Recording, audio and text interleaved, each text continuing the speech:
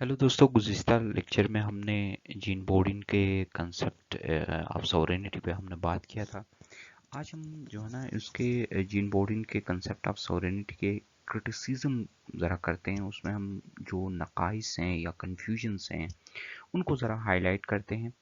तो दोस्तों, जीन बोर्डिन की जो थ्योरी है उसका सिर्फ और सिर्फ एक वर्ड क्लियर है, बाकी उसकी जो ज़्यादातर पोर्शन है इसका most of the portion full of confusions हैं। उसमें बहुत ज़्यादा कन्फ्यूजन्स हैं, बातों की क्लियर नहीं है। तो एक एक करके उनको ज़रा देख। सबसे पहले जीन बोर्डिन एक तरफ तो कहते हैं कि सॉवरेन एब्सोल्यूट है, एब्सोल्यूट पावर्स हैं, सॉवरेनिटी को एब्सोल्यूट पावर्स देते हैं। दूसरी तरफ ये कहते हैं कि sovereign he is bound by the law, law of God and law of nature. तो अब यहाँ ये कन्फ्यूजन बनती है कि एक सॉवरेन जो कि एब्सोल्यूट है, यानी उसके पास अनलिमिटेड पावर्स हैं, तो फिर वो लॉ ऑफ नेचर्स के से बाउंड क्यों है? लॉ ऑफ नेचर उसको फॉलो करने पे वो बाउंड है, तो फिर ये कैसे हो सकता है? तो देखो, या यहाँ दो बातें हो सकती हैं। या तो वो एब्सोल्यूट नहीं है, या तो फिर उसको लॉ ऑफ नेचर पे बाउंड नहीं होना है। अगर वो लॉ ऑफ नेचर पे बाउंड है तो फिर एब्सोल्यूट नहीं है। अगर एब्सोल्यूट है तो फिर उसे लॉ ऑफ नेचर पे कोई बाइंडिंग नहीं हो सकती। मजीद ये कि लॉ ऑफ नेचर इटसेल्फ जो है ना, कोई खास सी डिसेबिलिटी नहीं पैदा कर सकती है। जो रिस्ट्रिक्शन लगाया है वो रिस्ट्रिक्शन इटसेल्फ कोई रिस्ट्रिक्शन नहीं है। फिर ये कि सवरन को वो डेमीगॉड मानते हैं। अब देखें, एक डेमीगॉड है, यानी उसको इतना बड़ा दर्जा दिया कि वो देवता का दर्जा दिया। अब देवता या भगवान का दर्जा देने के बाद फिर वो सब्जेक्ट के विशेस को फॉलो करने पे पाबंद कैसे है? सब्जेक्ट्स को चाहिए कि वो उसके विशेस फॉलो करे अगर वो डेमीगॉड है तो।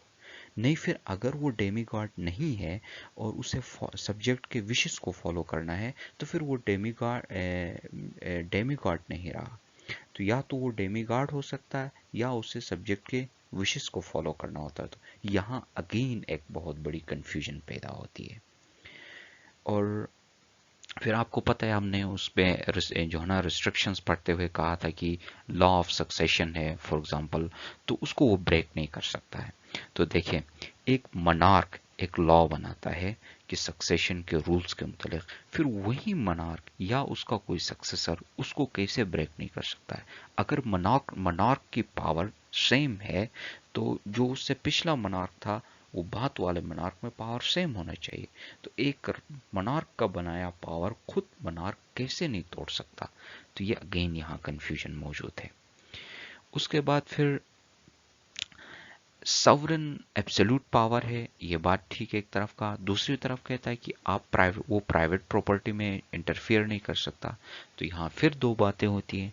अगर वो प्राइवेट प्रॉपर्टी में इंटरफियर नहीं कर सकता तो फिर वो एब्सोल्यूट नहीं है। अगर वो एब्सोल्यूट है तो वो प्राइवेट प्रॉपर्टी में भी इंटरफियर कर सकता है। एब्सोल्यूट सॉवरेन जो है ना लॉ ऑफ नेचर पे कैसे बाउंड हो सकता है? कंफ्यूजन है। लॉ ऑफ नेचर इटसेल्फ कोई डिसेबिलिटी नहीं है।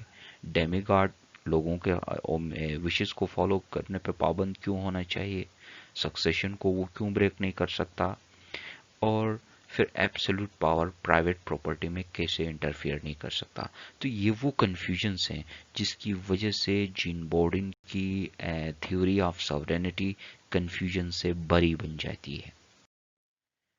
ज्वाइन करने का बहुत बहुत शुक्रिया दोस्तों। चैनल को सब्सक्राइब करना मत भूलिएगा, वीडियो को लाइक करें और दूसरे दोस्तों को भी शेयर करें। Thank you for joining, take care, good bye.